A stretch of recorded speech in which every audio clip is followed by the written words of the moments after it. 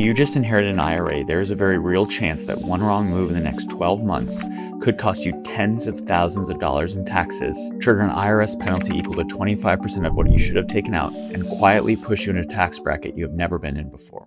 And the worst part, your bank, your brokerage, and even the person who left it to you most certainly never warned you about any of it.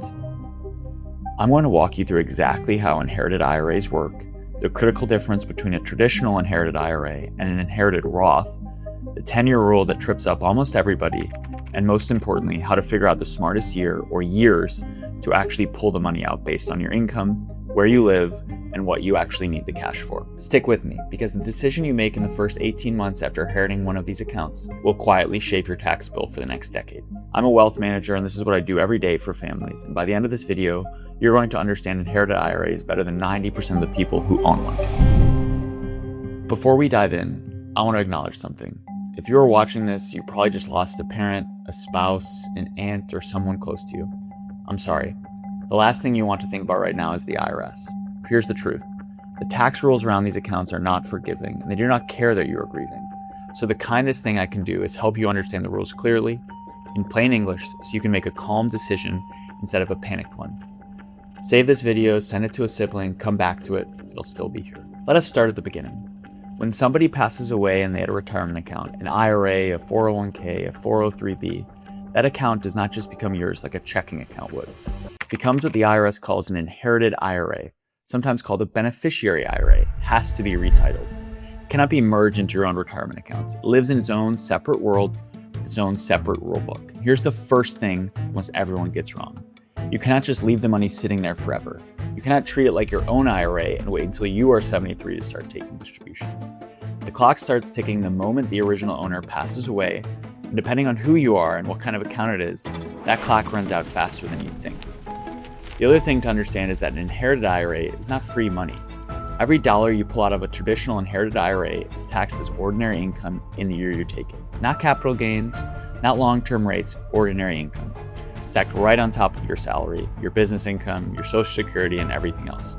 We're going to come back to that because it's the single most important planning point in this entire video. Now let us tackle question number one. What is the difference between inheriting a traditional IRA and inheriting a Roth IRA? A traditional IRA was funded with pre-tax dollars. The person who originally owned it got a tax deduction when they put the money in. The money grew tax deferred for years or decades, and the deal they made with the IRS was simple. Pay the tax on the way out. When they passed away without finishing that deal, the tax bill did not disappear, it just transferred to you. So when you pull money out of an inherited traditional IRA, the full amount is taxable to you at your ordinary income rate. A Roth IRA is the opposite. The original owner already paid the tax on that money before it went in. It grew tax-free, and as long as the account has been open for at least 5 years by the time you're taking distributions, every dollar that comes out to you is completely tax-free. No federal tax, no state tax, nothing. But, and this is the most important part that people miss, an inherited Roth IRA still has a distribution deadline. You do not get to leave it sitting there compounding tax-free for the rest of your life. The IRS still wants that account emptied out, usually within 10 years. So even though there's no tax bill, there's still a clock. The practical takeaway is this. If you inherited a traditional IRA, your job is to manage the tax bill. If you inherited a Roth, your job is to maximize the tax-free growth for as long as the rules let you, which usually means waiting until year 10 and then pulling it out all at once. Okay, the 10-year rule. Here's the simple version. If you inherited an IRA from someone who passed away in 2020 or later, and you are not the spouse, you're not a minor child of the deceased, you're not disabled or chronically ill, and not less than 10 years younger than the deceased, then you fall into the category that the IRS calls a non-eligible designated beneficiary. That is most adult children inheriting from a parent. And if that is you, the entire account has to be emptied by December 31st of the 10th year after the death. So if your parent passed away in 2024, you have until the end of 2034. It sounds like a long runway, and it is. Here's the trap. If the original owner had already started taking required minimum distributions before they passed, the IRS now requires you to also take the annual required minimum distribution every single year during that 10-year window, and then empty the account by year 10. You cannot just wait till year 10 and pull it out all at once. If you skip a required distribution, the penalty is 25% of the amount you should have taken, reduced to 10% if you fix it quickly. If you're a spouse inheriting from your husband or wife, you have far more flexibility. You can roll the IRA into your own, and then it just becomes your retirement account, subject to your own timeline. That is almost always the right move for a surviving spouse, but not always, and we'll touch on the exception in a moment. If you're a minor child of the deceased, the 10-year clock does not start until you turn 21. Disabled and chronically ill beneficiaries can stretch distributions over their own life expectancy. And if you're a sibling who is less than 10 years younger than the person who passed, you also get to use your own life expectancy. Those are the 4 exceptions. Everybody else, 10 years.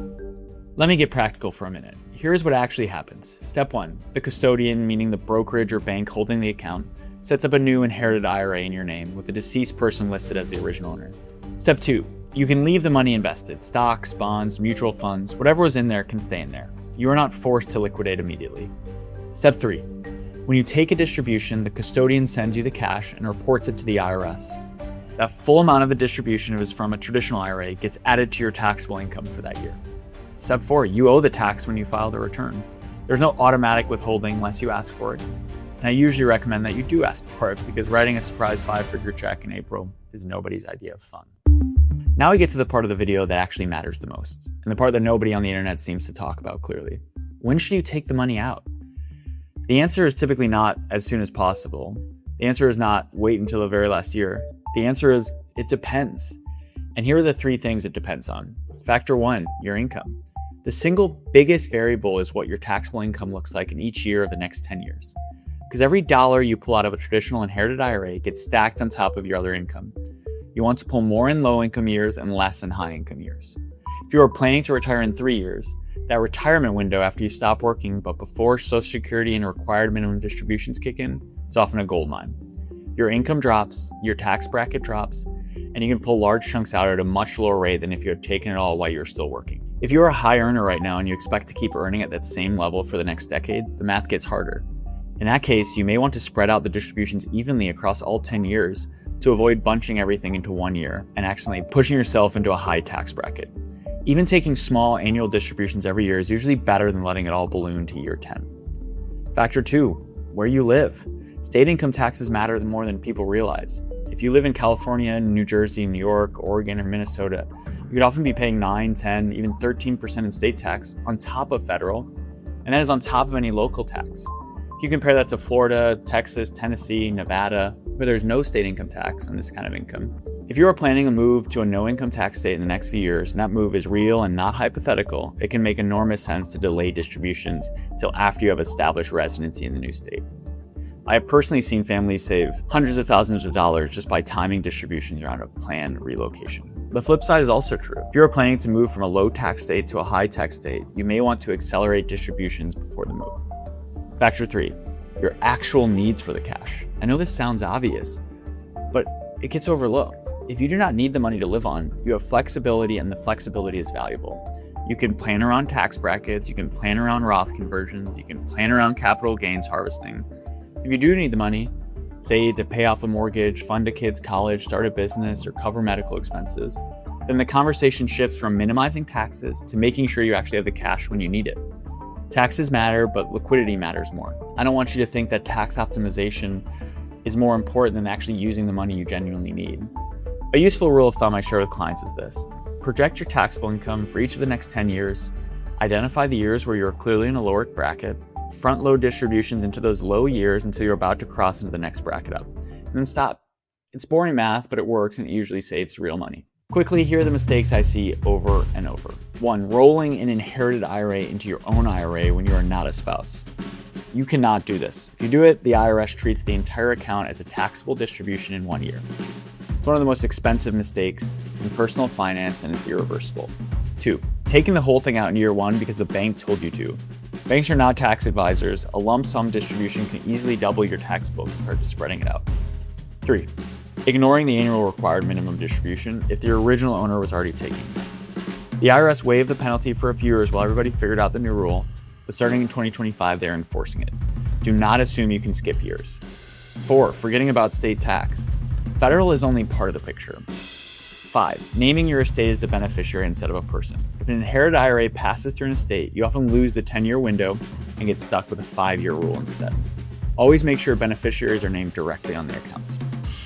Look, I made this video to give you a real foundation, not to replace personalized advice.